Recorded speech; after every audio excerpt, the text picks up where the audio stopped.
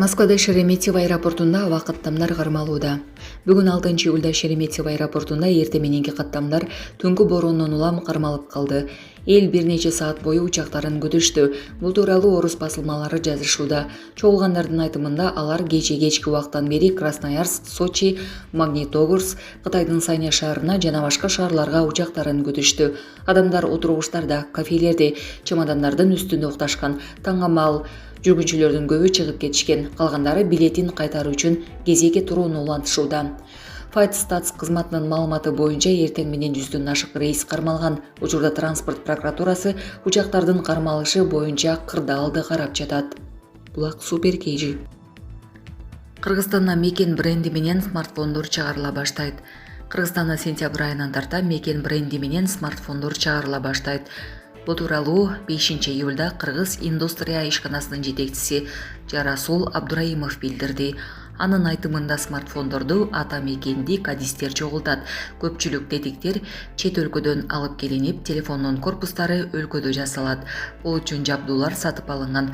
Ага ылайык Мекен смартфондору чет өлкөнүкүнө караганда 10-15% арзан болот. Сметалык баасы 11 000 сом. Абдураимов сапаты мыкты болорун убада кылууда. Мындан тышкары Кыргыз индустрия келерки жылы турмуш тиричилик техникаларын да чыгарууну пландоодо. Булак Супер KG. Сонун жаңылык. Сиз билген жана иченген Умбем клиникасы эми сизге дагы да болсо жакыныраак болду. Анткени бизде жаңы филиал ачылды. Андыктан келип, өзүңүздүн жана жакындарыңыздын ден соолугуна кам көрүшүңүздү сунуштайбыз. Биздин жогорку даражадагы дарыгерлер төмөндөгү адистиктер боюнча кабыл алат. Стоматология, гинекология, терапия, лор, хирургия, педиатрия, урология, УЗИ жана башка адистиктер. Лабораториялык анализдин 5000ден ашуун түрү алынат. Жогорку даражадагы стерилизациялоо. Биздин дарек ВДНХ метросу, Кондратюка көчөсү 2. Телефон номерибиз 8925 103 22 55. Кабыл алууга алдын ала жазылып келүүңүздөрдү суранабыз. Умбем клиникасы. Сиздин ден соолугуңуз, биздин камкордук. Си Цзиньпин Кытай Тажикстандын аймактык бүтүндүгүн колдой турганын билдирди. Кытайдын лидери Си Цзиньпин Тажикстандагы расмий сапары учурунда Бейжин Тажикстандын аймактык бүтүндүгүн колдой турганын баса белгиледи. АФЭП маалымат агенттиги жазгандай, Си Цзиньпин Бейжиндин ишөмү менен дипломатиялык алакасын ар тараптан өнүктүрүү дымагында жарыялады. Кытайдын лидери коңшу өлкөгө Астанада өткөн Шанхай кызматташтык уюмунун саммитинен кийин эле дароо барган.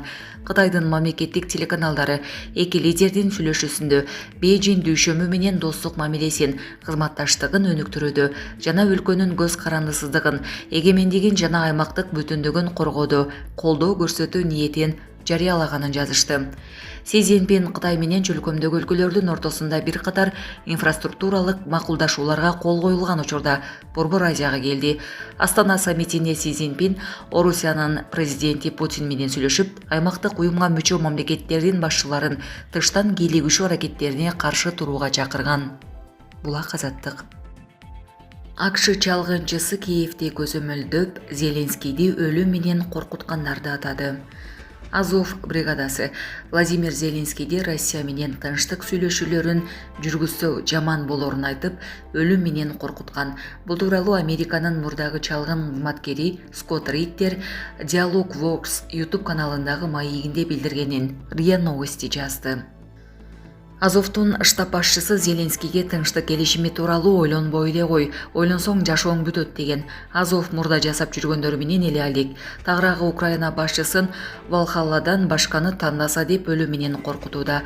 Нацисттер Украинаны аягына чейин көзөмөлдөйт. Бул чындык деген ал.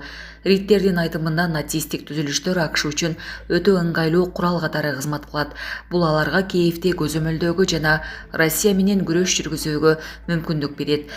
Өткөн жумада Азов улуттук гвардиясынын штабынын начальниги Богдан Кротевич социалдык тармакта украиналыктарды Россия менен тынчтык келишими түзүлсө, кесепети жаман болорун айтып сестенген.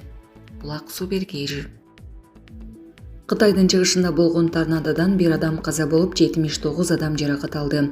Кече 5-июлда Кытайдын чыгышындагы Шандун провинциясындагы Дунмин уездинде болгон торнадода бир адам каза болуп, 79 жарадар болгонун Синхуа агенттиги кабарлады. Торнадо округдун административдик борборунун аймагын Кайванжи жана Шаву айылдарын каптаган. Жабырлануучулар ооруканага жеткирилген. Учурда кырсыктан келтирилген чыгым такталууда. 4-июлда Йиннан округунда да торнадо болуп, жабыркагандар катталган эмес. Кытайдын улуттук метеорологиялык борбору Шандун провинциясында жылына торнадо болуп турарын белгиледи. Булак Суперкежи.